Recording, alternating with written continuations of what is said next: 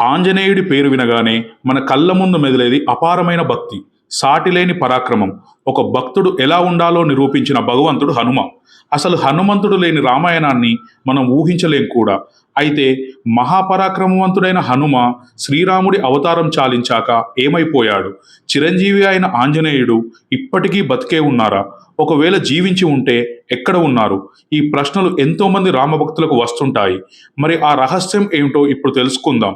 ప్రాచీన తాళపత్ర గ్రంథాల ప్రకారం ఈ విశ్వంలో ఉన్న 7 చిరంజీవుల్లో హనుమంతుడు ఒకరు. రామావతారం ముగిశాక సాక్షాత్తు శ్రీరాముడే హనుమకు స్వర్గాన్ని ప్రసాదించారు. కానీ హనుమంతుడు దాన్ని సున్నితంగా తిరస్కరించాడు. ఎందుకో తెలుసా? స్వర్గంలో రాముడు ఉండడు, రామనామం వినిపించదు. అందుకే రాముడిని కొలిచే భక్తులు ఉన్నంతకాలం ఈ భూమి మీదే ఉండిపోతానని వరం కోరుకున్నాడు. పురాణాల ప్రకారం రామావతారం తర్వాత ఆంజనేయ స్వామి హిమాలయాల్లోని గంధమాధవ పర్వతంపై అరటివనాల మధ్య ధ్యానంలో ఉంటానని చెబుతారు. కేవలం ధ్యానమే కాదు, తులసీదాస్ వంటి ఎంతో మంది భక్తులకు ఆయన అండగా నిలిచారు. యుగానికి తగ్గట్లు తన రూపాన్ని మార్చుకుంటూ రామనామం ఎక్కడైతే వినిపిస్తుందో అక్కడ హనుమంతుడు ఏదో ఒక రూపంలో ఉంటారని ఋషులు చెప్తుంటారు. జై శ్రీరామ్.